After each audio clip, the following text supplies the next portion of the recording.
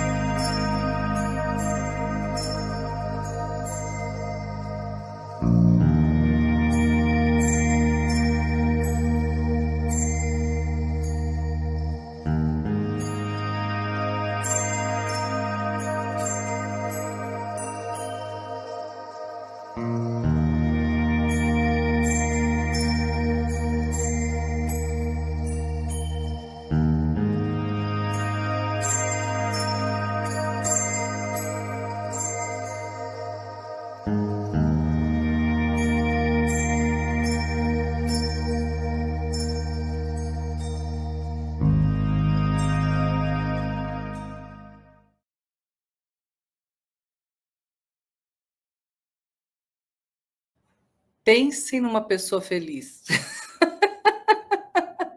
Eu, quando encontro com essas meninas todas aqui. E hoje, quem está de volta conosco é a nossa Sonja. Sonja, bem-vinda, minha linda. Pode ligar o microfone. Muito obrigada. Que saudades imensas, enorme eu estava. Infelizmente, a gente tem algumas questões de incompatibilidade de horário por conta do trabalho, né? Mas foi um período e agora estamos de volta. É um prazer enorme. Ótimo, vai continuar com a gente aqui nesse estudo que a nossa Elô está trazendo sobre os Colossenses. Não é isso, Elô? É isso mesmo, Eurídice. Muito feliz, muito alegre, com muita gratidão, estamos aqui de novo, reunidas, para mais esse encontro, né? Um encontro fraterno e de muito aprendizado. Então, que todos sejam muito bem-vindos, que possamos passar momentos de alegria, de fraternidade, de muito aprendizado e reflexão. Sejam todos muito bem-vindos mais uma vez. E vamos passar. Nossa Kátia Boiloni não vai estar conosco, a gente deu férias para ela. Ela está precisando, né? A gente dela ficando aqui com a gente suga ela. Então, agora vamos deixar a menina tirar as férias, mas não quer dizer que ela não está conosco, tá? Ela só está de férias, ela vai ouvir de outro lugar. Assim como vocês também poderão ouvir, porque este programa é gravado. Quem não estiver ao vivo conosco pode ouvir gravado, e é uma gratificação nossa saber que vocês estão participando também. Pode mandar as mensagens, que nós, seja pelo YouTube ou pelo Facebook, que a gente vai acompanhar vocês. Eu já coloco aqui para vocês o banner que fala exatamente os horários que vocês poderão fazer. Não, está errado, esse aqui é o banner errado. Já coloco o banner certo. É que é tanto Paulo de Tarso aqui que a gente nunca sabe qual deles está aqui. Pronto. E aí aqui embaixo vai passar um número de telefone, vai ficar o tempo todo o programa passando um número de telefone, e vocês podem mandar para a gente perguntas, comentários, esclarecimentos também, se vocês, olha, isso aqui acho que eu tive essa outra visão bem bacana. O trabalho delas é um trabalho maravilhoso e merece o nosso carinho, o nosso respeito, não é, Sônia? Oi, Sônia, desculpa, eu te peguei bem na hora do espirro. Não faz mal, eu estou com alergias outra vez, é a minha saga. A minha saga no outono e a minha saga na primavera. Ora, são as minhas amigas, como eu costumo dizer, são as minhas companheiras de vida. Muito boa tarde aí no Brasil, boa noite aqui em Portugal. Eu estou muito grata por estar aqui mais uma vez para conseguir apreender aquilo que a nossa Crivella hoje vai trazer, os contributos vossos e, sinceramente, cada vez mais que nós aprofundamos o Paulo, nós crescemos, nós aprendemos mais, nós temos mais até força de vontade para ir para a frente. Então, muito obrigada e ansiosa por ouvir as próximas elucidações da nossa Crivella.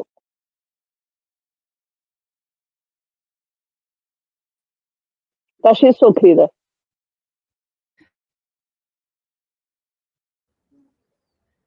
A internet oscilou aqui, eu não sei para quem, mas tudo bem, estamos todo mundo aqui. Sônia, então, bem-vinda. E também aqui a super... como é que eu vou dizer que essas... Vou achar um adjetivo para vocês aí, as meninas que criaram esse estudo maravilhoso das epístolas, Heloísa, a Sonja, a Kátia e a Sandra Boari.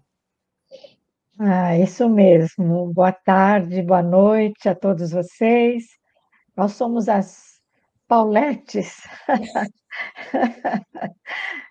porque somos aficionadas em Paulo de Tarso, na verdade, né? Depois que a gente começou a estudar, a entrar nesse mundo de Paulo de Tarso, que na verdade é o mundo de Jesus, porque ele nos trouxe de uma forma tão profunda o próprio sentimento, a própria inspiração do Mestre Jesus.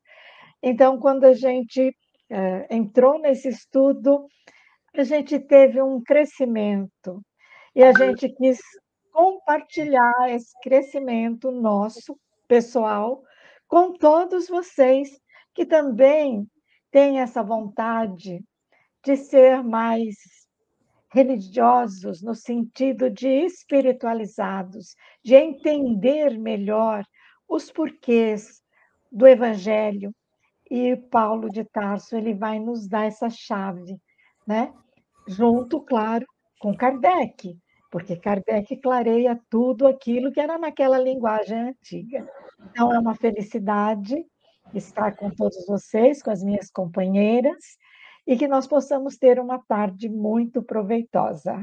É isso que eu desejo. Isso, e com a gente já está aqui a Lourdes. Lourdes, a gente também fica muito feliz quando você está ao vivo com a gente. A gente se sente menos sozinha, tá? Então, seja sempre bem-vindo, e todos vocês que estão conosco também, que não se manifestaram aqui, não colocaram nome, não tem problema, a gente sabe que vocês estão aqui hoje ou estarão conosco no futuro. O importante é estarmos conectados mesmo. Muito obrigada, e como eu sempre digo, divulga esse trabalho, é um trabalho muito lindo, muito sério. Você viu, a Lourdes está feliz, né, quando consegue colocar, estar ao vivo. Então, divulga esse trabalho, divulguem a Web Rádio Estação da Luz, ela tem trabalhos incríveis, tem ótimas palestras, ótimos estudos aqui dentro mesmo da própria Web Rádio, da própria doutrina. Aproveitem essa oportunidade, como disse a nossa Sandra, aproveitem essa oportunidade de crescimento nosso, né? Esse é o objetivo desse trabalho, o objetivo com que elas trazem com tanto carinho esse estudo, esse levantamento minucioso que elas fizeram, que trazem para a gente com muito carinho. Muito obrigada, meninas. E agora, Sandrinha, você faz a nossa oraçãozinha de abertura? Sim, vamos fazer, vamos orar, né? Vamos orar. Porque orar nos coloca numa conexão grande com a espiritualidade superior, com Jesus, nosso Mestre, e com Deus, nosso Pai. Senhor Jesus, se conosco mais uma vez. Fortalece a nossa fé, Jesus, que ainda é tão frágil. Fortalece a nossa coragem de nos lançarmos ao estudo, à compreensão, ao amor e à generosidade que você nos ensinou. Nessa época, Jesus, em que se comemora o seu aniversário de nascimento, em que o mundo todo está ligado nas luzinhas, nos brilhos, nas ceias. Abre o nosso coração para que você possa nascer no nosso coração, em espírito e verdade. Que as luzes da nossa fé possam brilhar e contaminar a todos os que nos rodeiam. Se conosco, Jesus, menino Jesus, Jesus, homem, o Filho de Deus, para que nós possamos segui-lo como nosso guia e nosso modelo e sermos melhores hoje do que já fomos ontem. Gratidão ao Pai da vida que nos ama sobre tudo e nos deu você, Jesus, para podermos nos espelhar na sua vida, no seu evangelho e nos seus ensinamentos. Que a paz do Senhor recaia sobre toda a humanidade terrena, agora e sempre, que assim seja, graças a Deus. Nosso planeta precisa de paz. E essa paz, quem constrói somos nós, cada um de nós. E somando uma paz com a outra, a gente acaba crescendo para transformar isso num trabalho muito mais bonito, muito mais grandioso ainda. Então, graças a essas meninas maravilhosas que nos trazem essa oportunidade também de crescimento. Então, vou deixar para você, querida Elô. Pode dar continuidade. Achei sou eu. Só coloca a minha apresentação, por favor. Bom, aí qualquer hora que vocês quiserem me interromper, é só falar, tá? Porque como eu não vou estar vendo vocês, então vamos lá. Bom, aqui, como eu sempre faço, né, antes da gente começar a aula de hoje, eu faço uma revisão do que a gente já viu, né, sobre essa carta, tá? Então, nós já vimos, né, o seu contexto social, histórico, as características da carta. Então, entramos na carta com a apresentação, a saudação, a festa de gratidão, o pedido que Paulo faz aos Colossenses. Entramos também no hino, né, que é um tema importante nessa carta, ela é muito famosa, como eu já disse, ela é tocada, cantada por vários grupos musicais nos dias de hoje. Falamos também de Paulo como evangelizador, né? Qual que era o papel de Paulo nesse processo todo das comunidades que ele talvez nem tenha fundado pessoalmente, mas que ele cuidava com muito carinho e que ele tinha sempre um cuidado, né, de não deixar que essas comunidades se desviassem do caminho que ele tinha traçado, que são os ensinos de Jesus, tá? Então, vamos começar a aula de hoje entrando num outro tema que Paulo traz, onde ele diz que Jesus Cristo é raiz e alicerce. E aí Paulo diz assim nesses versículos: portanto, assim como recebestes o Cristo Jesus, o Senhor, assim nele andai, arraigados nele, edificados nele e apoiados na fé, como aprendestes e transbordando em ação de graças. Então, nesses versículos, Paulo começa lembrando que a passagem do antes, né, antes de conhecermos o Evangelho, para o depois, que se deu com esse anúncio do Evangelho, ao nos unirmos pela fé, formando comunidades em que as relações são totalmente novas, que é a igualdade entre todos, né? E a gente já viu naquele contexto social o quanto era uma sociedade injusta, né? Com os poderosos, né, podendo tudo, e tinha a escravidão também do povo e tudo mais. Então, Paulo está falando aqui que eles deixaram um tipo de vida de relações marcadas pela idolatria, pela dominação, pela injustiça, pela exploração, e ele enfatiza isso no trecho onde ele diz: recebestes o Cristo Jesus, o Senhor, para criar o quê? Uma nova realidade na qual Jesus é o único Senhor e as pessoas são simplesmente irmãs umas das outras. Então, acaba assim, aquela relação de dominação e injustiça dentro dessas comunidades. Porque se nós recebemos de Jesus seus ensinamentos, nós aceitamos o cristianismo, não só naquele aspecto exterior da doutrina, existe um compromisso, existe uma realidade, porque não basta receber alguma coisa, nós precisamos andar de acordo com o que recebemos. Não é só aceitar, concordar que o que Jesus está falando é bom, é legal, mas fazer disso um alicerce, né, para a nossa vida, para as nossas atitudes, para o nosso falar, para o nosso pensar, para o nosso agir. Então, se nós fizermos essa passagem, é preciso viver de acordo com ela. E o primeiro princípio aparece em seguida. A raiz e o alicerce são Jesus Cristo, né? Então, Paulo aqui, ele esboçou duas imagens. A primeira é tirada do mundo vegetal, que é a raiz, e a segunda pertence ao mundo urbano, né? Que é o alicerce, a construção. Ele imagina como essas comunidades, como brotos que surgem dessa raiz vigorosa, forte, que é Jesus, e também como pedras e tijolos que vão erguendo a parede das comunidades. E aí, no final, ele faz de novo aqui a menção à ação de graças, né? Ou seja, parece que em tudo Paulo dá graça, em tudo ele é grato. Paulo sugere que as comunidades saibam ser sempre gratas pelo que Deus fez por elas. E o agradecimento desemboca no compromisso, porque não é só ser grato, eu tenho um compromisso com isso, né? Aí a gente vai ver isso mais na próxima tela. As imagens da raiz e da casa sugeriram um caminho para as comunidades, um caminho de liberdade a ser conquistada e construída a partir da ação de Jesus, em favor das comunidades. Mas todo esse projeto de vida e liberdade pode desaparecer se as comunidades perderem de vista a raiz e o alicerce de onde nasceram, que é Jesus. Tá? Então, é isso que Paulo está reforçando nesses versículos. Não percam de vista Jesus, né? Ele é a raiz, ele é o alicerce.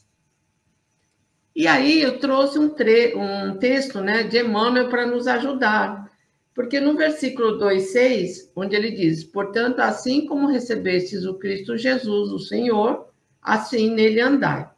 Aqui há uma recomendação de Paulo de que, assim como nós recebemos de Jesus seus ensinamentos, aceitamos o cristianismo não só no aspecto exterior de doutrina, tem um compromisso, existe um compromisso, uma realidade, porque não basta receber alguma coisa.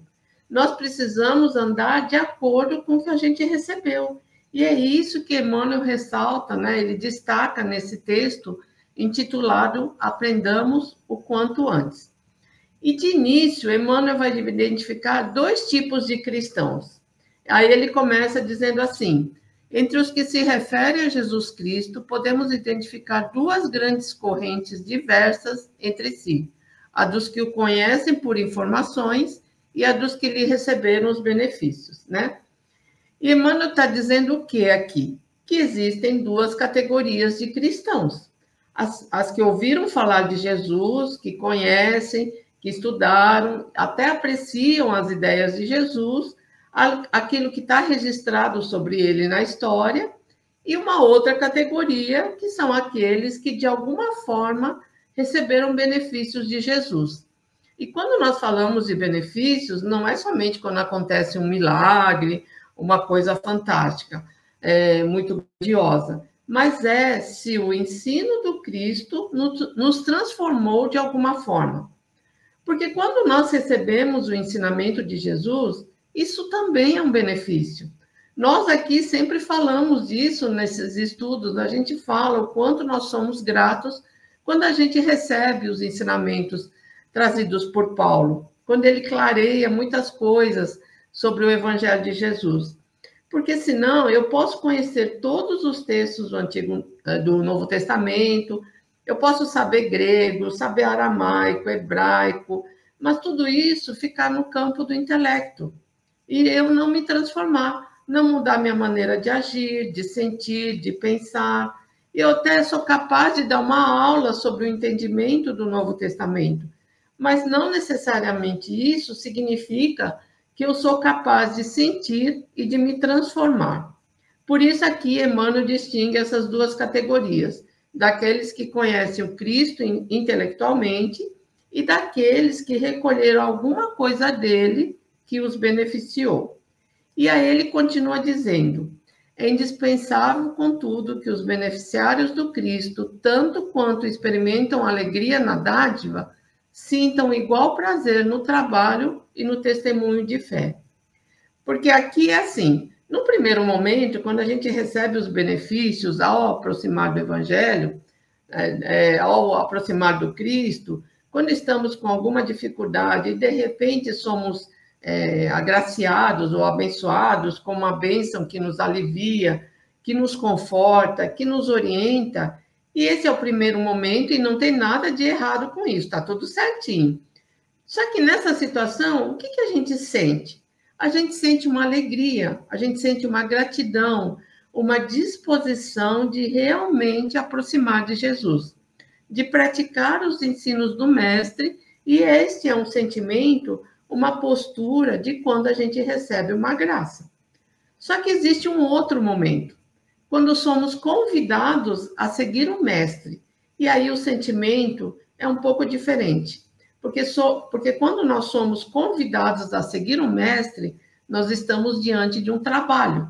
É um convite ao trabalho, ao sacrifício, ao auxílio ao próximo. E, às vezes, diante dessa proposta, ao invés de acalentarmos aquele mesmo sentimento de alegria e gratidão, às vezes a gente cede espaço ao desânimo, à inconformação, às vezes até de revolta, diante de um sacrifício maior.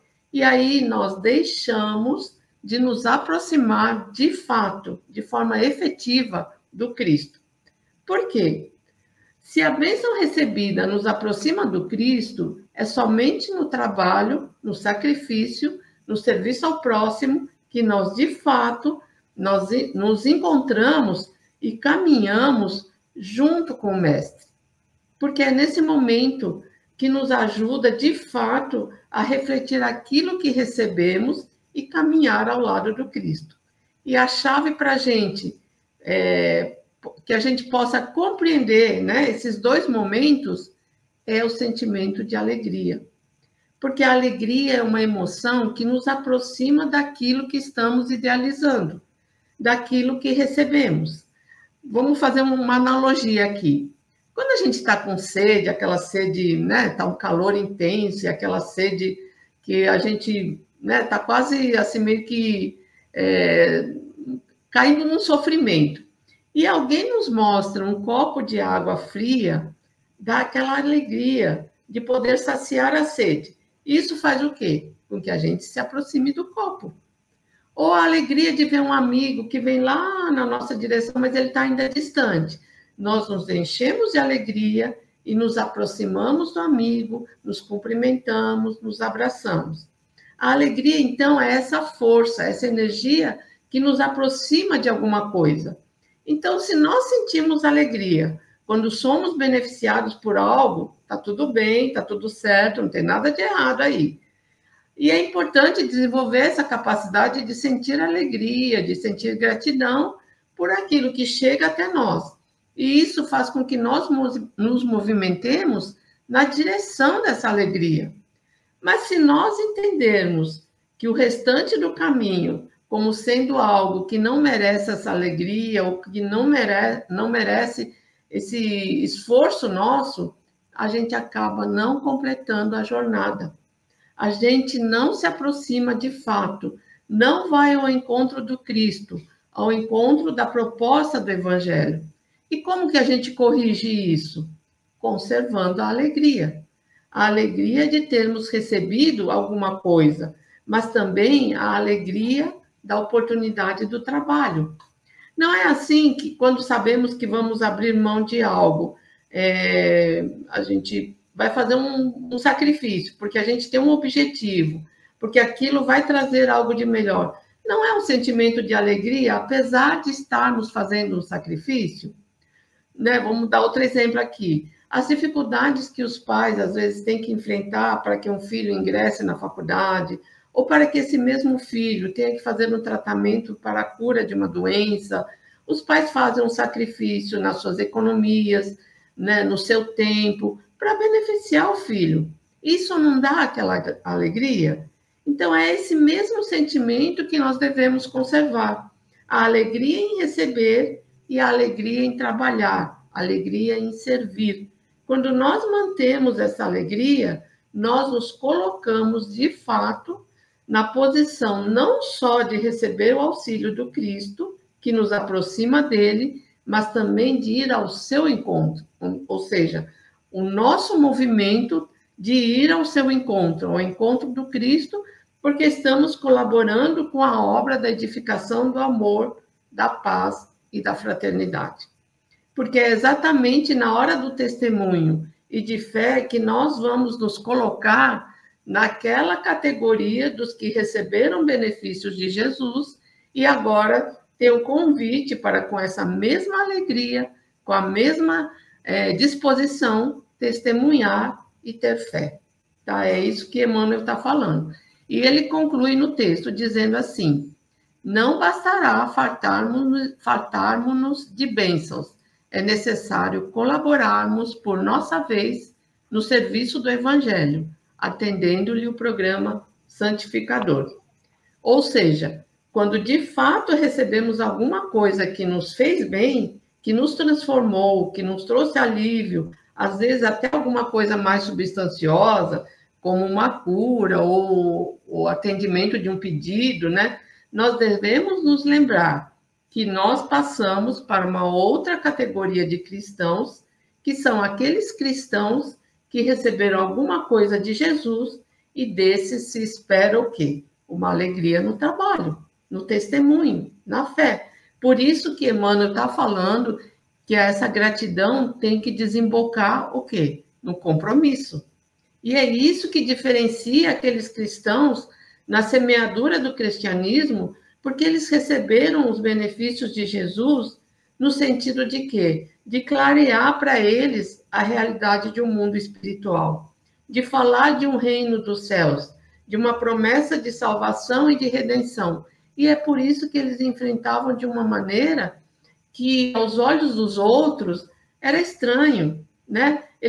Os outros não entendiam. Assim como hoje, porque a gente está vivendo, né, nos dias atuais, uma situação que é desafiadora, mas a postura de um cristão diante de uma situação desafiadora é o quê? Tem que ser como? Tem que ser uma postura de alguém que trabalha, testemunha e mantém a fé com alegria e com bom ânimo.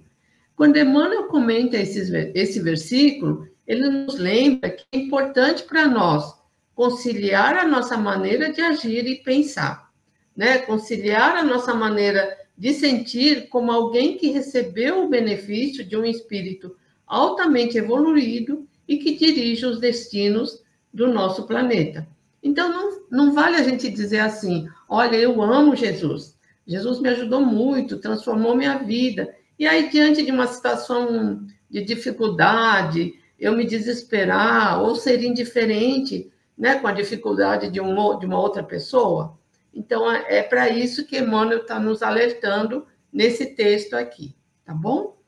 Então, isso é para concluir o versículo anterior. E aí, Oi, pode falar. Vou pegar esse gancho aí, porque eu achei muito importante isso que você falou, para a gente poder processar e gravar, né? Que é essa ideia de que a gratidão, a alegria desembocam no compromisso. Eu achei muito interessante. Ainda hoje, eu fiz uma palestra sobre o capítulo 24 do Evangelho segundo o Espiritismo, que é não colocar a candeia sob o alqueire, no item que fala da coragem da fé. E é bem essa ideia que você deu, né? Porque o Kardec vai nos trazer exatamente isso, né? Nós temos coragem, porque aí já é uma questão assim de manifestar a nossa fé em todas as ocasiões, ou a gente embute a nossa fé, não compartilha, ou por vergonha, ou por medo, ou qualquer coisa.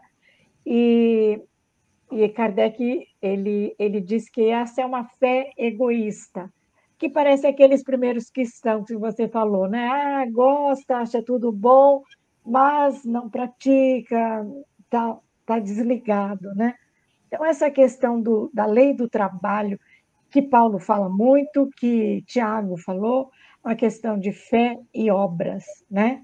Então, só a fé também fica só na superfície, fica, eu gosto, eu acho, eu acredito, tá lá. Então, tem que conjugar esse compromisso de espalhar. E o próprio Emmanuel, ele tem no livro Consolador, que perguntam para ele o que é a fé, né?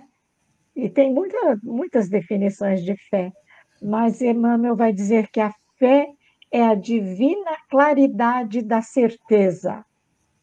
Olha que bonito isso, a divina claridade da certeza. Certeza do quê? De que Deus nos ama, de que nós estamos sempre assistidos pela providência divina, principalmente nas tribulações, como Paulo passou por tantas tribulações e manteve-se firme na fé, né?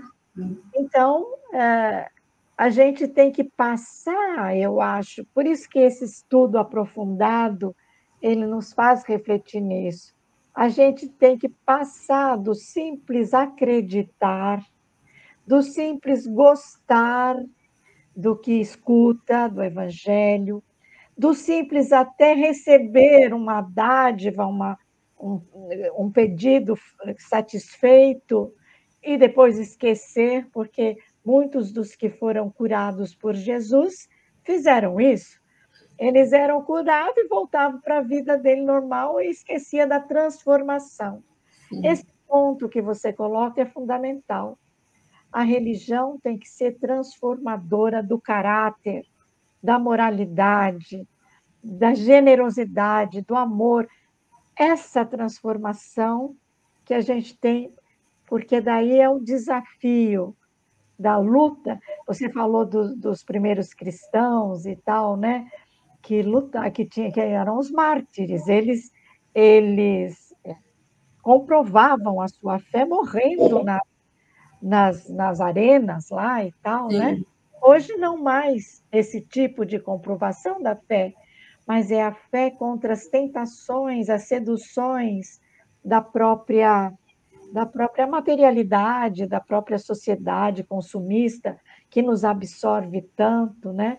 Qual é o nosso compromisso com Jesus? É iluminar. Por isso que o Emmanuel fala, é a divina claridade. É a gente colocar essa luz da fé, que a gente não mais crê, mas a gente sabe. Sabe o quê?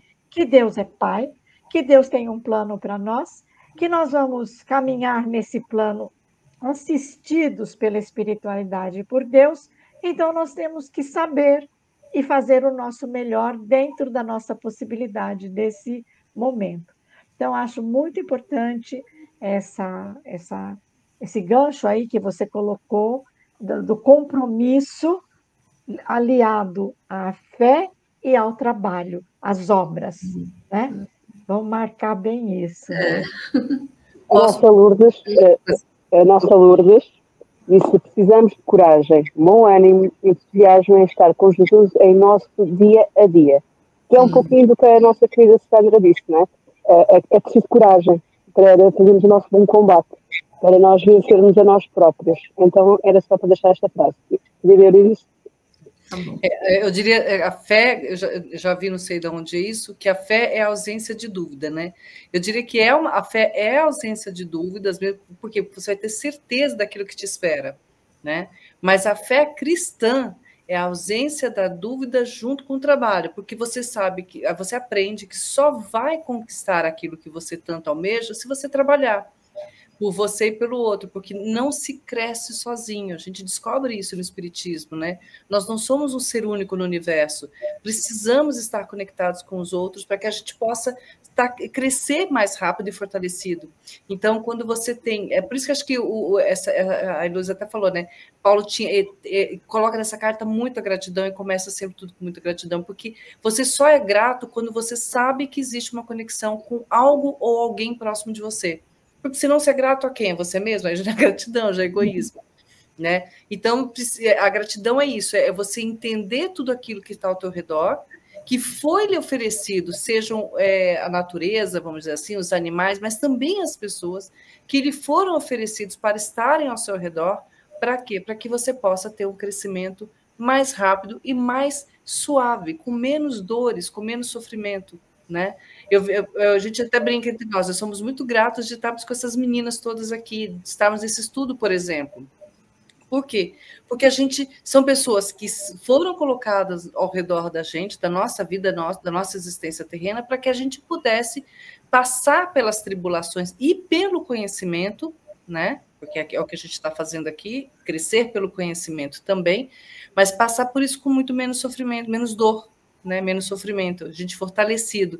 E aí, essa a junção que eu queria também fazer entre a gratidão e a fé e o trabalho. Agora é a nossa esponja. É isso que vocês falaram, né? Da união da fé, das ações, né? E da transformação íntima, eu acho que também está muito relacionado ao início da fala da Elo hoje, quando ela coloca que Jesus Cristo é raiz e alicerce, né? Paulo fala em outras cartas, se não me equivoco, principalmente na Epístola aos Romanos, né, da enxertia, né? Então, Jesus sendo a raiz, ele acaba sendo a seiva para aquela planta, né? Se nós pensarmos que nós passamos a aceitar a nutrição, digamos assim, né, vindo de Jesus.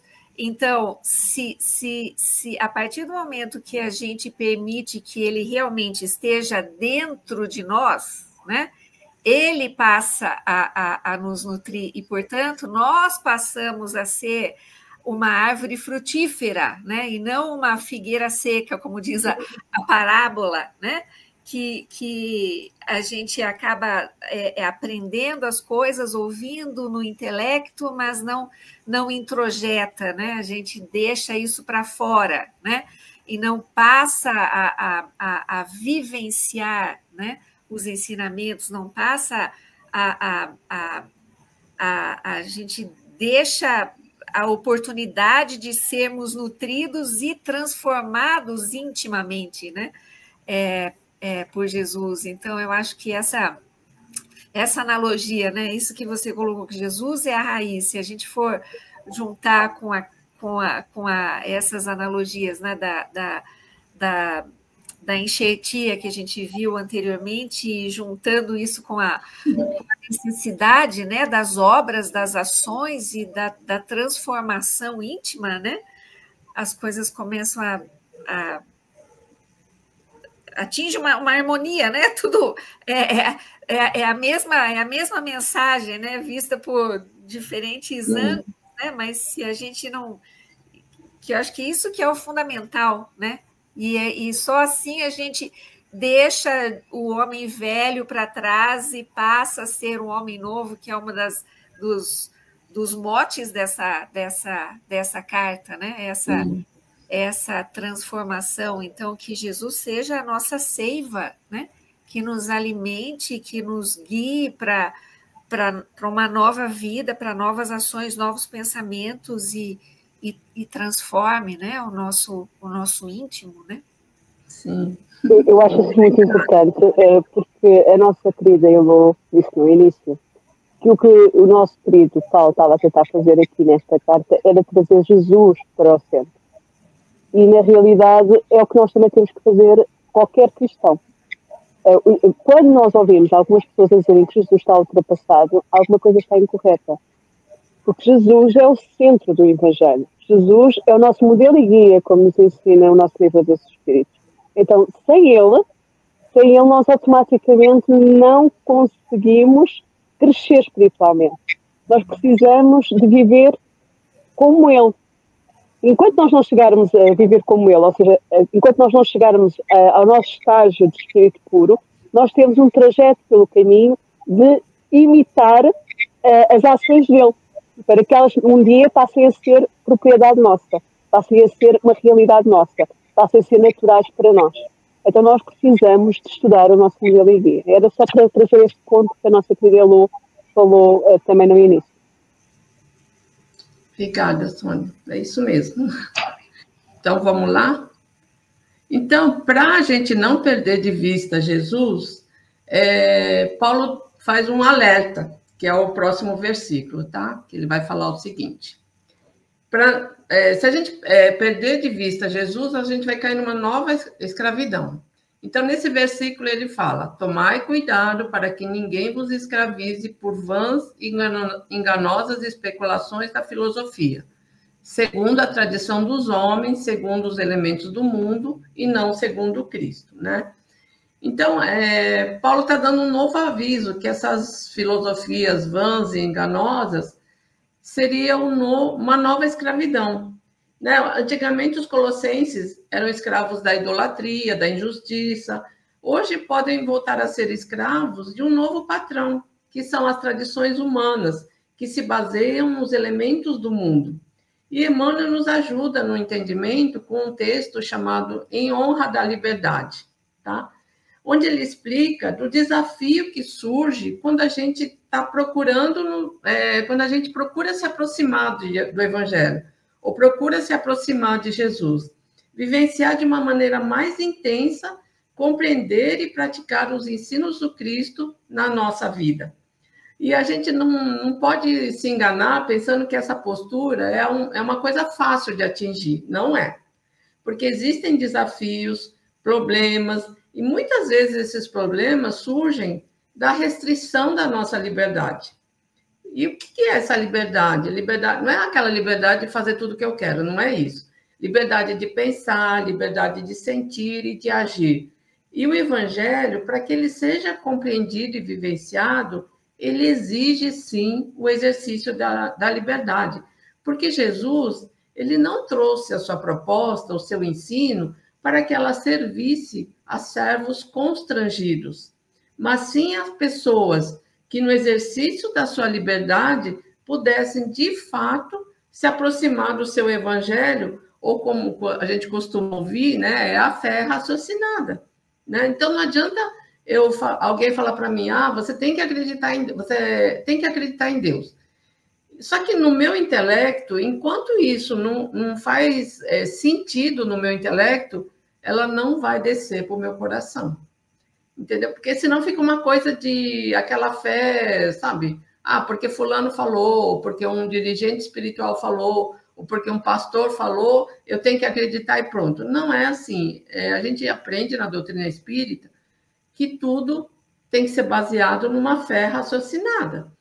Então, só que quando a gente pensa nesse exercício da liberdade para pensar, agir e sentir, nós nos esquecemos de que os desafios nesse campo surgem muitas vezes de pessoas do nosso relacionamento, sejam relações mais próximas ou daquelas que a gente tem contato com as suas ideias, como eu disse aqui, de um dirigente espiritual, de um pastor, de alguém de um líder espiritual, alguma coisa nesse sentido.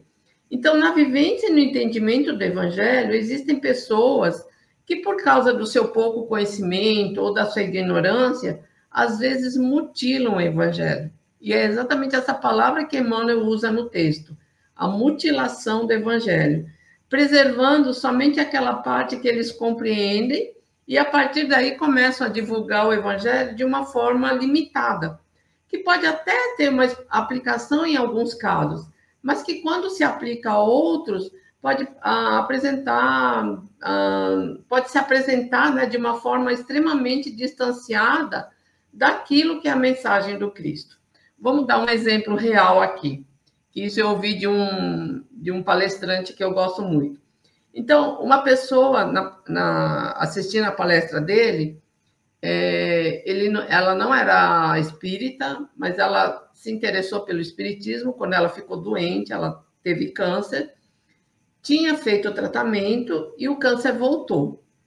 Então, ela estava extremamente desesperada, triste, e aí ela entrou na doutrina espírita, numa casa espírita, para achar um sentido, uma explicação, né, fazer um consolo, um conforto.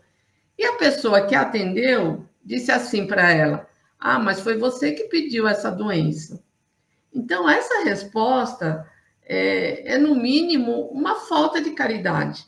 Não que seja má fé, talvez a pessoa não tivesse, né, uma má intenção, mas talvez uma falta de estudo, de entendimento do que representa a proposta da doutrina espírita, onde uma das suas principais características é a consolação.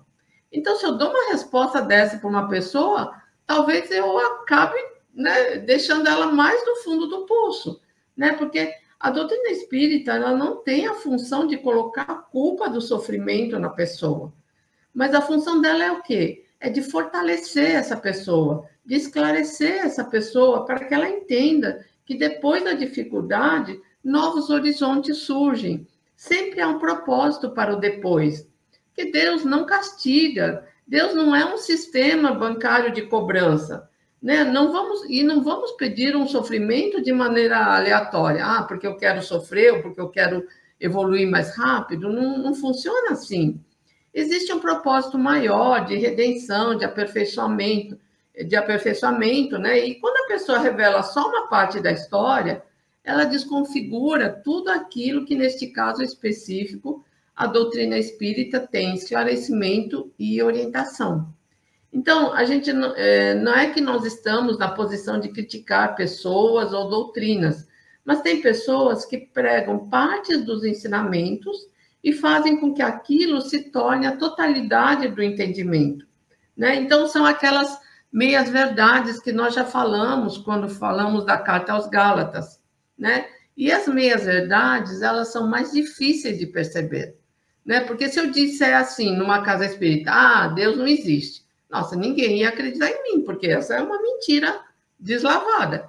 Mas se eu camuflo a verdade com uma segunda intenção, são essas meias-verdades que dificultam muito as pessoas de entenderem que aquilo não é a realidade da doutrina espírita, ou não é a realidade de qualquer doutrina.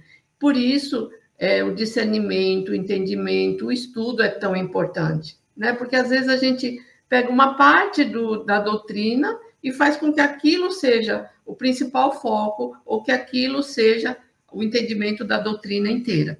Então, é por isso que Paulo está dando aqui meio que um puxão de orelha para as pessoas, para que os colossenses não fiquem atrás dessas filosofias vãs e enganosas, que elas tenham discernimento, elas tenham conscientização do que elas estão ouvindo e fazer um filtro, né? E não aceitar exatamente como você está recebendo.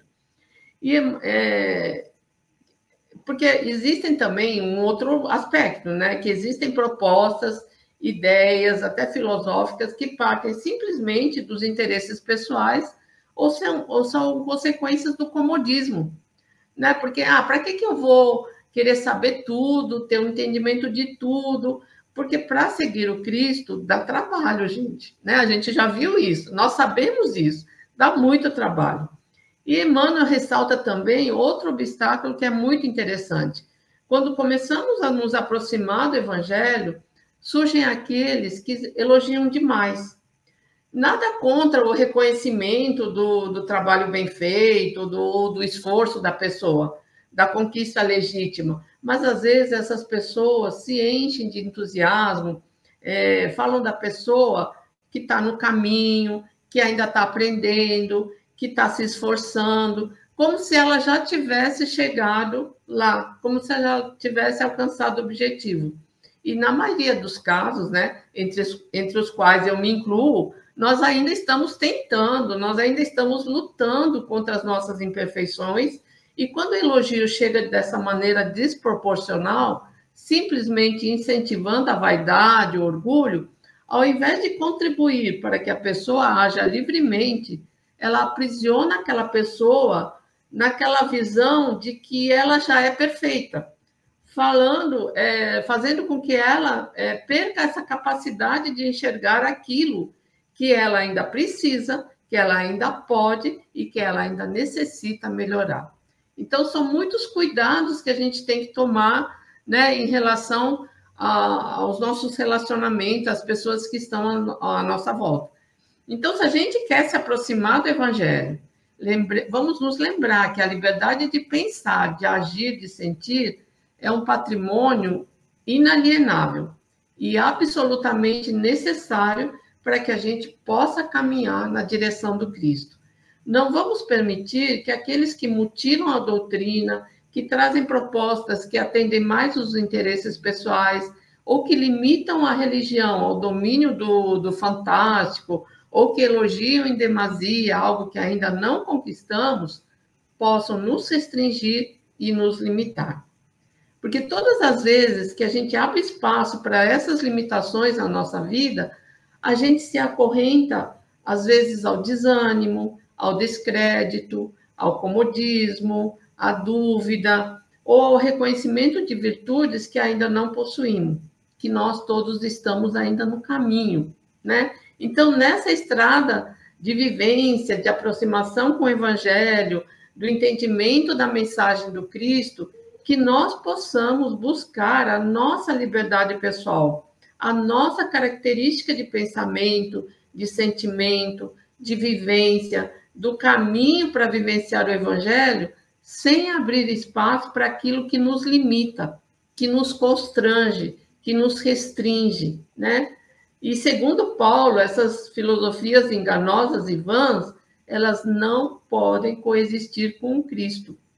Então, os colossenses teriam que escolher. Se não fizerem essa escolha, eles vão perder tudo que já conquistaram e cairão novamente na escravidão.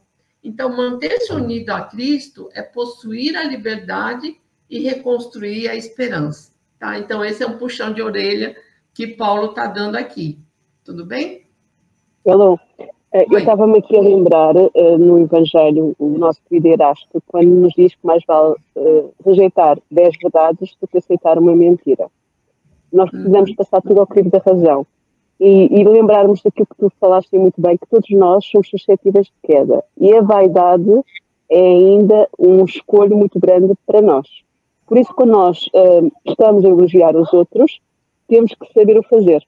Porque também podemos estar a contribuir para a queda desse outro. E então precisamos de saber gerir isso muito bem. O nosso querido Emanuel tem um texto sobre isso, sobre o elogio, que penso que está no Fonte Viva, se a minha memória não está incorreta. E que fala exatamente nisso, no equilíbrio. Às vezes mais vale dizer, olha, gostei muito desta tua parte, de falaste deste ponto, do que estar a dizer, olha, foste muito boa, foste não sei o quê, porque nós ainda estamos suscetíveis de queda nesse campo. Então era isto que eu queria pautar. É isso mesmo, Sônia, porque não é que a gente não possa elogiar ou que a gente não deva elogiar, né? Mas a gente tem que também saber elogiar de uma forma sensata, equilibrada, para que a gente não se torne pedra de tropeço da outra pessoa, né? Que às vezes, se a gente, né, rebuscar muito, elogiar muito assim, às vezes a outra pessoa fica tão envaidecida e o nosso ego vai lá para cima, né? Isso natural, acontece com todo mundo. Então, é esse cuidado que a gente tem que tomar no elogio, né? Ao fazer o elogio, tá? Porque a culpa não é só de quem recebe o elogio, também é a pessoa que faz, né? Porque tem que ter um equilíbrio aí. Muito bem colocado mesmo. Obrigada. Então, vamos continuar aqui. E aí, depois que ele dá esse puxãozinho de orelha, né? Ele diz assim, ele dá um conselho para os colossenses. Pensai nas coisas do alto e não nas da terra, tá? E esse assunto é muito importante para manter a nossa paz interior e ressaltar a nossa invigilância, né? E Emmanuel comenta esse versículo com o texto guardemos saúde mental. Na verdade, é assim, a mente é onde a gente realmente vive. É a nossa casa intransferível, né? Nós não podemos alugar uma outra mente, nós temos a nossa e pronto. Onde nós processamos a nossa evolução. Por essa razão, nós devemos cuidar muito bem dessa casa mental para que ele possa irradiar luzes em torno da nossa casa material. E Paulo enfatiza, né, o quanto é importante o pensamento e ele nos convida a pensar nas coisas que são de cima, aquilo que edifica e que ilumina. Não viver na matéria apenas com a mente voltada para as demandas materiais, porque agindo assim, a gente vai sufocar em nós as principais sementes da espiritualidade que poderíamos estar desenvolvendo. Impedimos nosso espírito de alçar voos mais altos e se alimentar dessas fontes superiores da vida que temos necessidade muito mais do que as demandas materiais. Porque onde eu projeto o meu pensamento, é lá que eu estou vivendo, né? Se volto para a sombra, minha mente vai refletir a sombra. Então, sem as aspirações superiores, o bom, o belo e o verdadeiro, né? Como dizia Leon Diniz, se a gente não busca isso, não há saúde mental que consiga sobreviver. E aí, quando a gente deixa que o nosso pensamento seja levado somente pelas coisas materiais, ou pelo sentimento do medo, do desespero, da dúvida, a gente automaticamente está se vinculando a todos esses sentimentos. Por exemplo, a pessoa que tem o hábito de criticar, ela sempre vai achar algo para criticar. A pessoa que é negativa, pessimista, sempre vai achar motivos para justificar essa maneira de ser, porque a pessoa vai se vinculando a isso, né? Às vezes a gente assiste uma palestra maravilhosa, aí quando a gente comenta assim com alguém, nossa, você viu que palestra boa? A pessoa fala assim, nossa, mas você viu que aquela cortina atrás do palestrante estava torta? Quer dizer, ela perdeu a palestra porque ela se focou num defeito do palco, né? Coisa que era, né, uma coisa muito sem importância. E também não tem nada a ver essa coisa, né, de a pessoa que critica, que não sei o quê, também não tem nada a ver com a gente viver no mundo da poliana, né, que tudo é lindo, maravilhoso, né, de pensamento positivo, de autoajuda, porque existe uma realidade que a gente não pode ignorar. Mas o mundo é muito mais do que cabe na nossa cabeça. E a realidade é muito maior do que o que a gente pode abranger na nossa mente, né? Então, que ferramentas eu posso utilizar para voltar para as coisas lá de cima, né? Para as coisas do alto? Aí Emmanuel dá uns conselhos aqui. A prece, o trabalho no bem, o estudo, a reflexão, o silêncio, ponto de vista em relação ao outro ou situações, né? Esse último é muito importante, né? Porque às vezes eu enxergo a pessoa, vamos supor que ela fez alguma coisa de mal para mim, ou a gente discutiu, ou a gente meio que está de mal. A gente tira uma foto da pessoa daquele instante, guarda na nossa carteira e toda hora que a gente vê a pessoa, a gente tira essa foto e lembra desse momento. E às vezes a pessoa já mudou, sabe, aquele dia, ou ela não estava bem, ou eu não estava bem, e a gente esquece de visualizar a pessoa, né, com um outro ponto de vista, né? Ela está num outro momento, ou ela já melhorou, ou eu mesmo melhorei. Então a gente cristaliza esses momentos de uma forma tão meio doentia, né, que a gente acha que a pessoa é daquele jeito e vai ser daquele jeito para o resto da vida, né? Então, são ferramentas para a gente trabalhar em nós, para que a gente consiga ter essa saúde mental, para a gente pensar mais nas coisas do alto. Porque com esses cuidados, a gente vai estar com a nossa casa mental preenchida de luz e refletindo luz ao nosso entorno. Não é se alienar ou fugir do mundo, mas no todo do nosso dia, a busca pelo divino deveria suplantar as preocupações meramente materiais. Devemos aprender a transformar as dificuldades diárias como se fossem degraus para alcançar as coisas de cima, porque tudo que fazemos no mundo são meios para a evolução do espírito, né? É no nosso cotidiano que a gente evolui espiritualmente. E lembra, né, como eu falei no início da carta, trazer Jesus para o nosso cotidiano, né?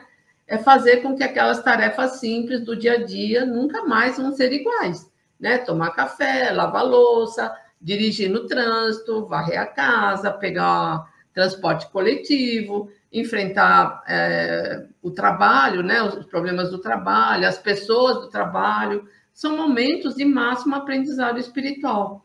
Cada movimento meu vai atrair mentes recíprocas, Por isso, o pensamento, ele é símbolo da criação. Tudo que existe na vida existiu antes no pensamento. E os alicerces da nossa vida, da paz ou da inquietude, residem no nosso pensamento. Por isso que a proposta do Evangelho é que nós elevemos o nosso padrão mental para que, a partir do momento em que pensamos nas coisas do alto, a nossa atitude no cotidiano seja diferente e que a gente se vincule ou àqueles aspectos positivos ou que nós nos convertamos em fonte de luz, de consolo e de fortalecimento. Né? Eu não quero ser parte do problema, eu gostaria de ser a parte que, pelo menos, ajuda a resolver alguns problemas do nosso cotidiano. Né? Então, vamos nos esforçar para que a gente não caia no grupo dos problemáticos, mas no grupo dos que tentam resolver os problemas. Né? Então, a tarefa do cristão é pensar e procurar as coisas do alto. Em outras palavras, é discernir o que é conforme ou não ao projeto de Deus. Ou, numa outra definição, é chegar a ser a imagem de Jesus, que é a imagem do Deus invisível, como a gente viu no hino dessa carta aqui. Tudo bem? E aí, agora, a gente vai entrar num dos temas principais dessa carta, que é o homem velho, o homem novo. Né? E aqui Paulo fala, mas agora abandone tudo isso, ira, exaltação, maldade, blasfêmia, conversa indecente. Não mintais uns aos outros, vós vos desvestistes do homem velho com as suas práticas. Aqui Paulo desenvolve o que foi dito sobre a saúde mental, porque despojar do homem velho deduz o quê? O aperfeiçoamento da nossa saúde mental. E aqui é uma séria constatação, né? Uma notícia não muito boa. Não é fácil despojar do homem velho e se revestir do homem novo. Porque os próprios colossenses perderam de vista o significado do batismo. Batismo aqui não é aquela coisa do mergulhar no rio e tudo. Batismo, nas cartas de Paulo, tem o significado a partir do momento que eu conheço o Evangelho. Esse é o batismo para Paulo.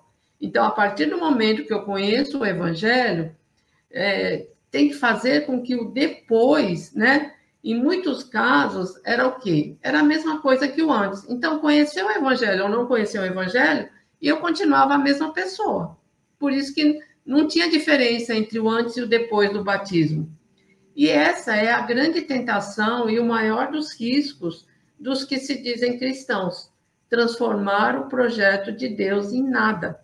De modo que aderir ou não a Jesus, de confiar ou não a Jesus, seja a mesma coisa, com os mesmos resultados, não é? Eles atribuem essa frase a Einstein, mas todo mundo diz que não sabe se foi Einstein mesmo que falou, que você não pode esperar resultados diferentes fazendo a mesma coisa. Né? Então, se eu quero alguma coisa diferente, eu tenho que mudar o que eu estou fazendo. Então, diante desse elenco, dessa lista de vícios aqui, né, alguns chamam a atenção. Em primeiro lugar, esses vícios não têm nada, assim, não tem uma relação direta com Deus, né? Mas sim, são contrários a uma conduta pessoal íntegra que desemboca em relações sociais de justiça, verdade e igualdade. Então, onde está Deus? Ele está justamente como uma constituição do nosso corpo humano. Nós somos os órgãos, Deus é o sistema nervoso central que nos ampara, sustenta e liga um órgão ao outro. Ele é o elo de ligação das nossas relações fraternas entre todos. Em segundo lugar, esse elenco, essa lista de vícios, com certeza é uma lista bem maior, né? Paulo quer mostrar que isso era um retrato vivo da sociedade em que viviam os colossenses. E talvez da nossa também, né? Essa série de vícios, né, representando o homem velho, é uma caricatura do ser humano que foi chamado a ser imagem de Deus, né? E Jesus Cristo é a imagem do Deus invisível, como já foi dito no hino. E o tema batismo continua presente no texto, sobre a comparação de despojamento. O texto, ele recorda o quê? Um rito muito antigo no batismo de adultos daquela época. Após eles ressuscitarem do outro lado da piscina, eles eram revestidos com roupas novas, representando uma nova identidade dessas pessoas e o novo modo de ser que eles iriam assumir. Membros de uma comunidade de irmãos que eliminariam um modo de ser e de agir velhos, a fim de abraçar a novidade do projeto de Deus.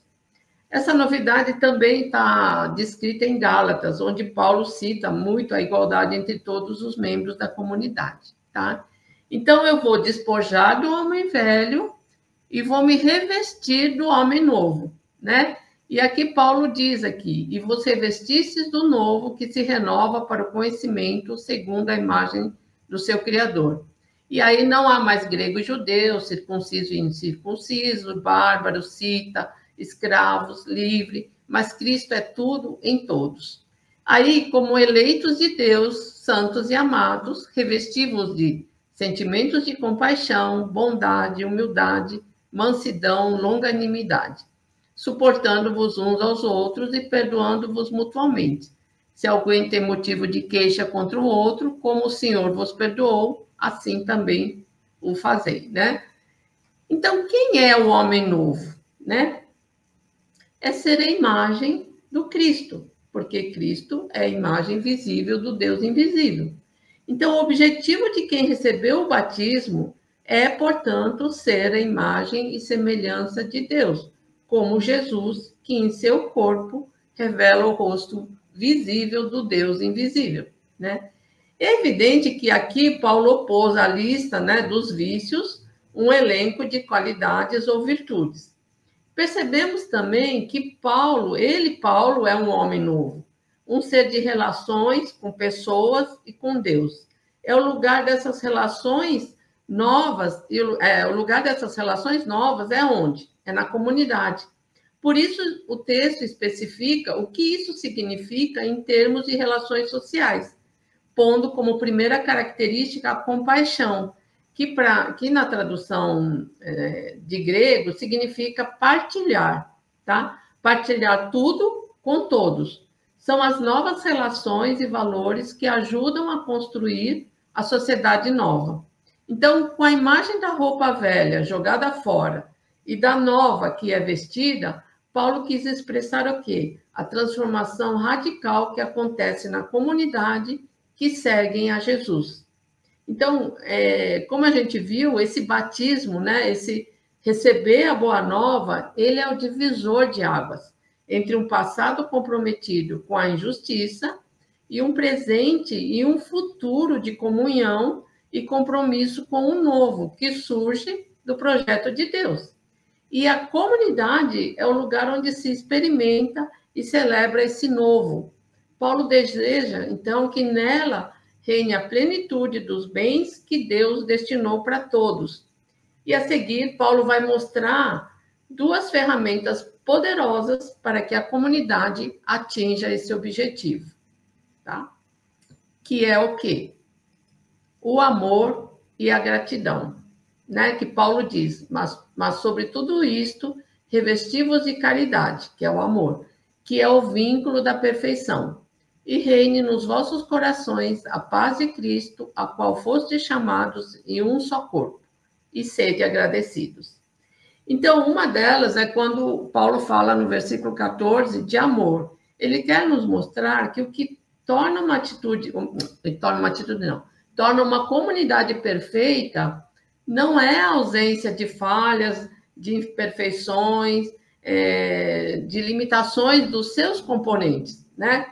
E sim a capacidade de amar sem medidas, apesar dos limites e falhas de cada pessoa. Porque é assim que Deus nos ama. Nós já falamos isso várias vezes nas lives. Deus nos ama apesar de. E ele não é que ele vai nos amar por causa de. Ele nos ama e ponto, tá? Pedro também já disse, o amor cobre uma multidão de pecados. E a outra ferramenta, né, não menos importante, é a gratidão. Paulo recorda a celebração eucarística do modo como ela é celebrada a palavra, o louvor feito de salmos, hinos e cânticos inspirados. Paulo procura também alargar os espaços, fazendo a celebração eucarística incidir em qualquer atividade, né? Trazer Jesus para o nosso cotidiano, em qualquer atividade, em qualquer palavra, em qualquer atitude nossa, para que tudo seja feito em nome de Jesus, de modo que a vida inteira se transforme numa ação de graças a Deus, nosso Pai. Tá? E Emmanuel traz aqui um texto chamado Com Amor, né? Mas ele diz assim, mas como amaremos um serviço diário? Ouçamos a sugestão do amor a cada passo na senda evolutiva. Quem ama, compreende, e quem compreende, trabalha pelo mundo melhor. Tá?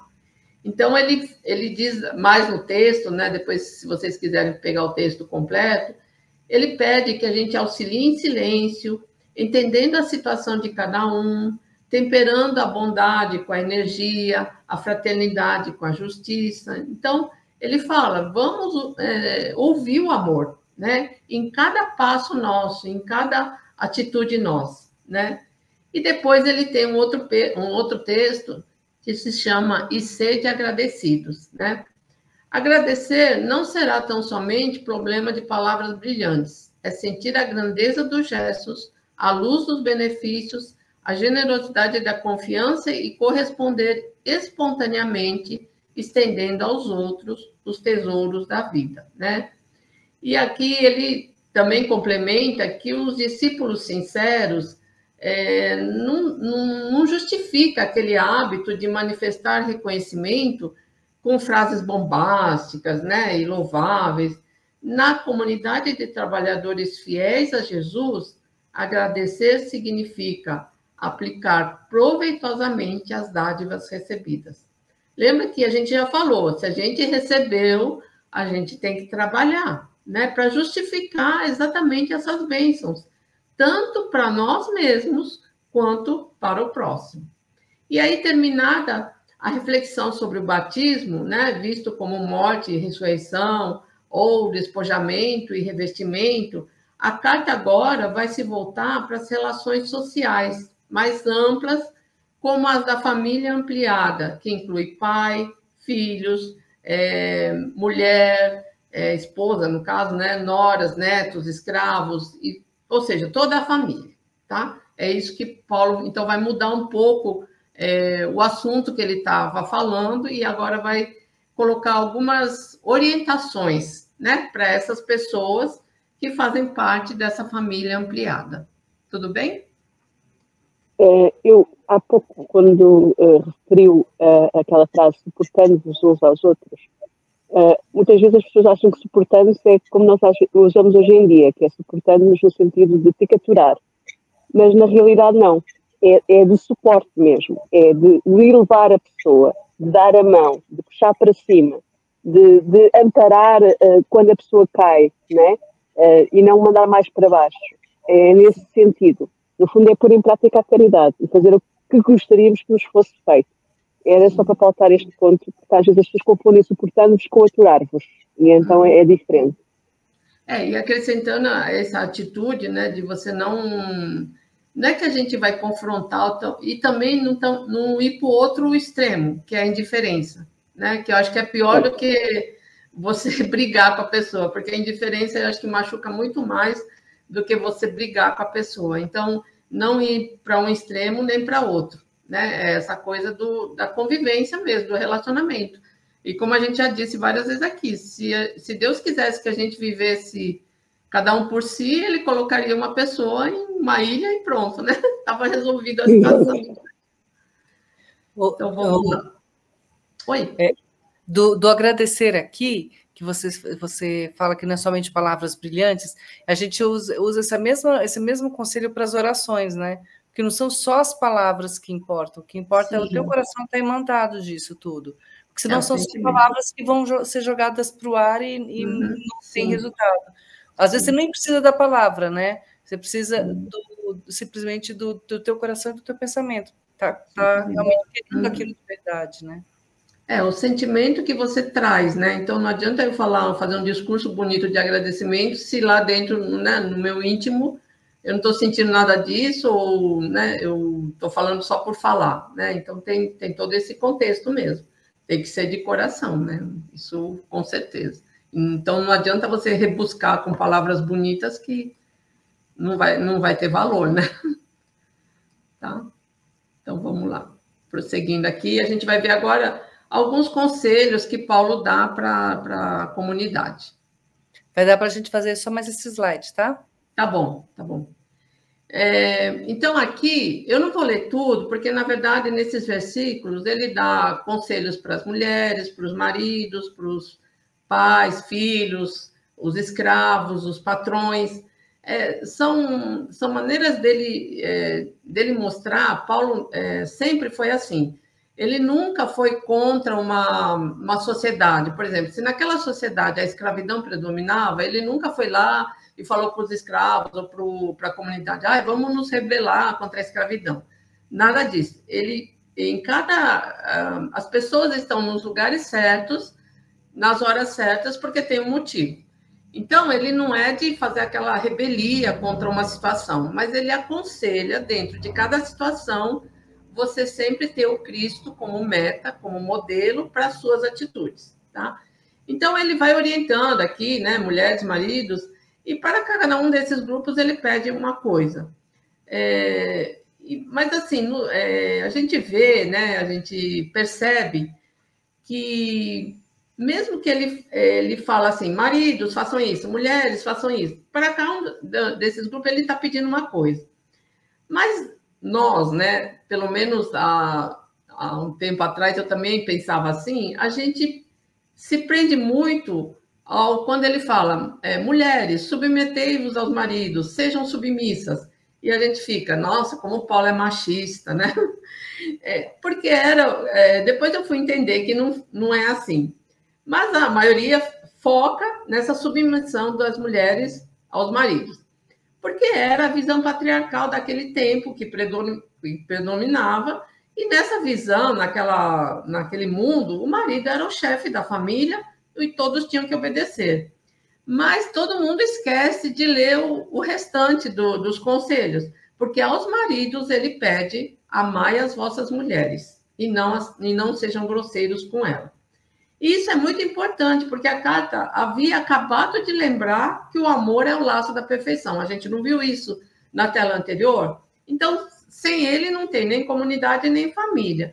Então, quando ele pede que os maridos não sejam grosseiros, é que como eles tinham esse poder, né, na família, era muito fácil eles, por exemplo, eu vou mandar essa mulher, eu vou abandonar, vou mandar ela embora. O que acontecia com essa mulher? Ela, às vezes, não podia nem voltar para a casa dos pais, porque para os pais seria uma vergonha, e o destino delas era o quê? Era a prostituição, porque elas não tinham trabalho, né? Então, por isso, esse conselho de Paulo, para que a família se harmonizasse, se equilibrasse, e todo mundo cuidasse um dos outros, tá? Porque aquele que tem o poder, né, como no caso os maridos, poderia simplesmente abusar desse poder, porque se ele mandasse a mulher embora, ninguém ia achar que isso era uma coisa errada. Era uma coisa normal na época, né? Até os escravos, ele pede que obedeçam aos seus patrões. E aos patrões ele pede justiça e igualdade no trato com os escravos. Então, Paulo quer marcar todas as relações a partir da pessoa de Jesus. Ou seja, ele procura unir a família ampliada em torno de um eixo vital. É o amor que nasce de Jesus e se manifesta na relação de pessoas iguais. Depois vocês tentem procurar no texto quantas vezes a expressão Senhor aparece nesses versículos. Porque ele quer demonstrar que essa família ampliada, tudo tem que girar em torno de Jesus. Então, desse modo, Jesus vai se tornar mesmo raiz e alicerce, como nós já falamos, para um novo modo de viver em sociedade e na família. Então, nesse texto, Paulo deu passos assim importantes, né, ao traçar para todos os grupos uma única moral espelhada no modo de ser e de agir de Jesus. Todos têm deveres de respeito e lealdade para com os demais. Então, se a gente levar em conta a situação social daquele tempo, Paulo foi bem ousado, porque ele pediu aos patrões, né, justiça e igualdade para com os escravos.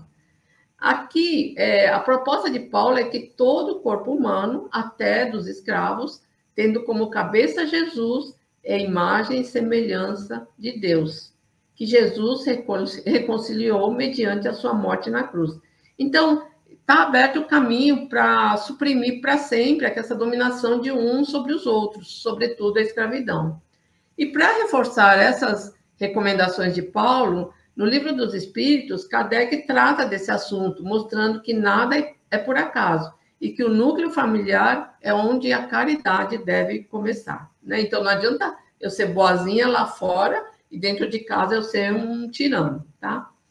Então, essa carta, pela sua temática, referências pessoais, deixa a mensagem de que a obra de transformação do ser humano não vai se dar de maneira isolada, né? A carta evidencia o amor fraternal, o espírito de cooperação que deve reger todas as relações interpessoais. E é no convívio, nos contextos ou na sociedade em que estamos inseridos que expressamos se o nosso íntimo está de acordo com a proposta do Evangelho. Nesse propósito, muitas mãos e corações se unem, né? Sustentando-se, amparando-se no trabalho de abandonar aquele homem velho e fazer surgir o homem novo, tendo Jesus como suporte inicial principal desse projeto. Tá? Então, o que Paulo está falando, não importa se você é mulher, se você é escravo, se você é filho, na condição que você está, tenha Jesus como modelo e haja conforme o que ele ensinou em todas as relações. Então, não é para fazer rebelião, eu não quero estar aqui, quero mandar, eu não quero obedecer, eu quero mandar. Mas a sua condição de escravo não permite isso na sociedade. Aí você vai fazer o quê? Como escravo, haja de uma forma, tendo Jesus como modelo. Como mulher, haja de uma forma, tendo Jesus como modelo. É isso que Paulo quis dizer nesses conselhos aqui, tá? Então, vou parar aqui para a gente... E aí eu vou pegar esse gancho, porque eu lembrei daquela frase, né, que todo mundo fala, que a gente tem que florescer aonde a gente for plantado, né? Então, não importa a condição, o meio, o país, a família, seja o que for. Se você tiver como modelo o Cristo, se você tiver conseguido, ou trabalhando, pelo menos, para essa sua transformação, você vai deixar frutos. Aonde? Porque a raiz é Jesus, a seiva é Jesus. Então, eu acho isso muito importante, em vez de ficar com a reclamação, indo contra tudo e todos, porque não é o que a pessoa queria, vamos pensar o contrário. Eu estou nessa situação, essa é a minha condição hoje. Aí a doutrina espírita nos auxilia muito, né? Porque a gente sabe que tudo muda, é um caleidoscópio. Então, as nossas posições, os nossos estados, né? O nosso gênero até muda nas encarnações. Então, dentro daquilo que eu fui colocado, é uma coisa importante, porque é uma prova, é um teste, é um estudo que você tem que fazer nessa ou naquela área. Então, vamos dar o nosso melhor. E uma frase que você selecionou aí do versículo de Paulo, né? Não, acho que não é do Paulo, não, acho que foi do Emmanuel, que você colocou a respeito do amor, eu achei muito boa. Quem ama, compreende, e quem compreende, trabalha por um mundo melhor. É isso aí. Primeiro eu tenho que compreender, porque a gente entende amor como paixão, amor de homem e mulher, amor ao dinheiro, amor ao, sei lá. Mas é desse amor, né? Quem ama, esse amor que Paulo nos traz, compreende. Então, eu tenho que ter essa compreensão. Através disso, eu trabalho e faço um mundo melhor. Eu acho que isso foi primoroso. É isso mesmo. Eu estava-me aqui a lembrar de Mahatma Gandhi. Mahatma Gandhi nasceu numa condição que tinha um jugo dos ingleses sobre ele. ele lutou pela liberdade do seu povo sem utilizar a força, usando o amor. Sendo que Mahatma Gandhi não era cristão naquela vida, mas ele conhecia a vida do Cristo de tal maneira que ele conhecia que ele disse que se aparecesse tudo e ficasse só o sermão da montanha, estava lá tudo que era o trabalho do Cristo aqui na Terra. E é interessante nós revermos que às vezes nós podemos estar numa determinada posição e mesmo assim fazer o que é correto, procurando a justiça para o que é correto, sem precisar de utilizar a violência. Quando nós dizemos que precisamos da violência, olhemos, por exemplo, Mahatma Gandhi. Ele conseguiu a liberdade do seu povo pela não violência. É o melhor exemplo que nós temos do que é possível. É isso. Isso que a Sandra falou, que é preciso florescer onde estivermos, né? Há também, claro, uma razão de estarmos onde estamos, né? Ninguém nasce em determinados locais, em determinada situação, sem uma razão maior, né? Então, isso a gente nunca deve também tirar da visão, né? Do campo de visão. E sobre essa questão da mente que a Elo falou e que é tão fundamental, né? Em algumas filosofias, assim, e isso faz muito parte também do yoga, né? Já que a Sônia falou do grande, eu vou falar um pouquinho aqui de filosofia da yoga e meditação, como é importante a gente olhar a mente como sendo nossa e não sendo o que somos, né? Ou seja, da mesma forma que o corpo é nosso, mas nós não somos o nosso corpo, a mente também é nossa, mas nós não somos a nossa mente, né? Então, eu entendo que uma das formas de nós começarmos a permitir que esse homem novo surja dentro de nós, ou seja, construído dentro de nós, é observarmos a nossa mente, observarmos como ela funciona, porque através dela surgem os nossos pensamentos, né? Então, muitas vezes a gente se deixa levar por aquela mente e não consegue visualizar nada além daquilo, né? E se tivermos uma mente que discerne, ótimo, mas se estamos numa mente cheia de problemas, de turbilhão, a gente acaba sendo incapaz de enxergar e de perceber outras soluções, de perceber, inclusive, a nossa relação com os outros, a nossa relação com o próprio Deus, né? Então, muitas vezes é necessário que a gente pare um pouco e se distancie da nossa mente e olhe essa mente como sendo algo que é nosso, mas não somos nós, né? E a partir do momento que a gente passa a olhar nossa mente como sendo algo nosso, a gente começa a ter uma visão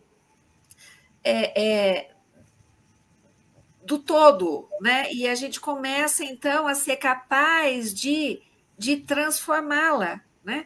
De modificá-la, de ver outras perspectivas, porque a gente sai do olho do furacão, né? Por assim dizer, né? E aí a gente é capaz, então, de acalmá-la e de redirecioná-la, né? Ao invés de irmos simplesmente no embalo, né? Daquilo que a gente está acostumado a viver, ou daquilo que a gente está acostumado, ou da forma como estamos acostumados a reagir e raciocinar, né? Então, acho que isso é importante para que a gente possa promover essa mudança íntima, né? Permitir que a gente mude, né? Isso mesmo. Alguém mais? A gente tem um tempinho ainda para eu dar uma coisa, uma falar? Pode? Faltam 2 minutos. Faltam 2 minutos. Mas pode complementar. Eu só vou citar, porque nessa fala da Sonja, eu me lembrei muito do livro No Mundo Maior, em que o benfeitor vai falar da casa mental, que tem os 3 andares, né?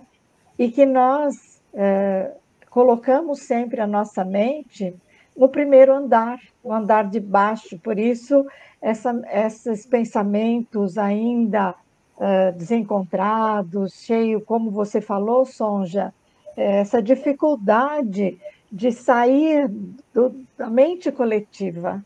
Depois ele coloca o segundo andar, e o terceiro andar, então, seria isso que o Paulo falou, pensar nas coisas do alto, né? Que é você projetar, é o seu superconsciente, você projeta para o futuro o que é a sua transformação, o homem novo, é um pensar diferenciado. Ou a gente fica no meio, que é o presente, a vida presente, que é o consciente, ou lá embaixo, porque a gente deixa cair o pensamento, se afasta de Deus e fica no homem velho. Era isso que eu queria falar, para não esticar muito. Bom, com mais esse dia de aprendizado, a gente vai partir agora para os nossos encerramentos, né? Vou dar os nossos recadinhos primeiro, só lembrando que nós temos toda terça-feira, a gente a gente faz o estudo das epístolas, não repetimos não, tá? E a continuidade, a nossa Heloísa está continuando aqui com a gente a Epístola aos Colossenses, ok? Terça-feira, 16 horas Brasil, 19 horas Portugal, lembrando que é horário de Brasília, tá? E sábado, inclusive neste sábado, nós vamos ter conosco o nosso Glauco Gonçalves, dando continuidade no estudo também, olha só, Paulo de novo, do livro Paulo e Estevão. Nós estamos na segunda parte, título O Tecelão. No capítulo 2 vai ser a terceira leitura, tá bom? Então, nesse sábado, 14 de dezembro, horário Brasil, Brasília novamente, 16 horas, e Portugal, 19 horas. E amanhã teremos eu e a Soninha fazendo Evangelho, que é um estudo do livro Religião dos Espíritos, tá? 18 horas e 5 Brasil e 21 horas e 5 Portugal, tá bem? Então, ou seja, a gente vai estar com vocês aqui sempre. E se preparem para as programações de final de ano, as programações de Natal. Natal é a minha data mais preferida. Então, se preparem, gente, que a gente vai vir com muita alegria. Estamos já estudando o que a gente pode complementar aqui para vocês nesse nosso Natal, junto com o estudo das epístolas, tá bom? O carinho dessas meninas é tão grande que tiveram a grata posição de lembrar de que a gente precisa fazer alguma coisa especial também esse ano para vocês de Natal, porque a nossa gratidão é de vocês, para com vocês também, por apoiarem esse canal, por apoiarem esse estudo, por divulgarem esse estudo, né? Esse estudo maravilhoso, né, Lourdes? Isso mesmo. E agora, meninas, eu vou passar as palavras para a nossa Sônia fazer o encerramento, porque eu estou me preparando, como estou em São Paulo, para visitar a minha casa paulista querida, Casa do Caminho, onde nós temos alguns grandes palestrantes, além dessas meninas maravilhosas aqui, exceto a Soninha, que está em Portugal, mas somos todos da Casa do Caminho, temos também outros palestrantes, o presidente da casa, quer dizer, não é mais presidente, o nosso querido Regis, e temos também o nosso Luiz Armando, que estão aqui também com altos programas da Web Rádio Estação da Luz, e outros programas maravilhosos que estão, mas olha, estou indo para a Casa do Caminho para poder ver os meus amigos queridos, poder apertá-los, abraçá-los. Essas meninas a gente vê depois. Um beijo para todos vocês. Heloísa, suas considerações finais. Eu queria agradecer o carinho, a atenção de todos, né? Espero que os estudos de hoje também, assim como me ajudam muito, tenham, né, de alguma forma, beneficiado a quem ouviu. E espero vocês na próxima terça com muita alegria e muita gratidão. Um beijo a todos. Que assim seja. Sonja. Ah, que delícia! Sempre muito bom, como nós falamos, e que possamos refletir sobre todos os comentários, todos os ensinamentos que a Elo nos trouxe hoje, e que possamos, assim, nutrir o nosso coração, a nossa alma, melhorando um pouquinho a cada dia. Uma boa semana a todos. Até a próxima terça. Até. Sandra Buari. Então, eu quero deixar também os meus agradecimentos a todos, aos nossos ouvintes, aos nossos amigos, a Lourdes, que é minha amiga, está aí ouvindo, e só deixar um pensamento assim, ó, Vamos cuidar do nosso pensamento para que a gente deixe ele mais que a gente conseguir no terceiro andar, como diz o Calderaro, se não me engano, e assim, pensar o que Paulo falou, né? Vamos pensar nas coisas do alto. Um grande beijo a todos e até a próxima semana. Exato, um grande beijo a todos, né? Lourdes Kimura, Fabiana Santos com a gente hoje também, e outros que não se identificaram, e o nosso Tavares que está aqui ouvindo, mas agora eu vou passar a palavra para a Soninha, fazer as considerações finais e a nossa oração de encerramento. Sônia, pode ser? Pode ser. Muito obrigada, querida Elô, muito obrigada, Sonja e Sandra e Eurídice, pelas vossas contribuições. Obrigada à nossa querida Lourdes, à nossa querida Fabiana e todos os que assistem e que não se identificam, como diz muito bem a Eurídice. E então vamos para a nossa prece final, agradecendo também ao Tavares, porque ele é que permite que a gente esteja aqui, né? Sem ele nós não estaríamos aqui. E mandando um beijinho para a nossa Cátia, onde ela se encontra, que está ligada a nós sempre, mas que ela regressa para a semana. Amado Mestre, queridos benfeitores, agradecemos esta oportunidade bendita de estar aqui através deste meio de comunicação. Agradecemos pelas inspirações, pelo cuidado, pelo amparo. Agradecemos por tudo aquilo que nos é concedido nas nossas vidas. E como hoje foi falado, que nós tenhamos alegria nas alegrias, mas também nas oportunidades que se apresentam nas dificuldades. Que Ele os faça, Senhor, em todos os locais. Que neste momento o nosso planeta possa ser envolvido em vibrações de paz e de amor. E que as zonas onde se encontram maiores conflitos, sejam os conflitos das guerras sociais, das sociedades, seja os conflitos íntimos de cada um de nós e com os outros.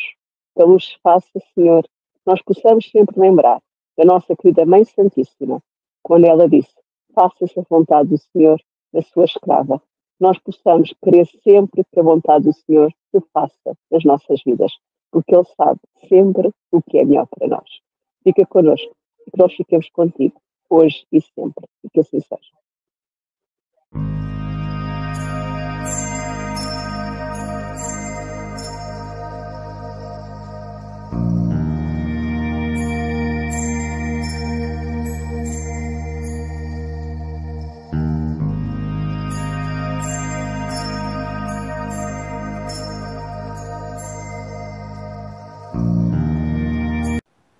Chegamos ao final da nossa atividade. Muitíssimo obrigado mesmo pela sua companhia e espero você no próximo evento.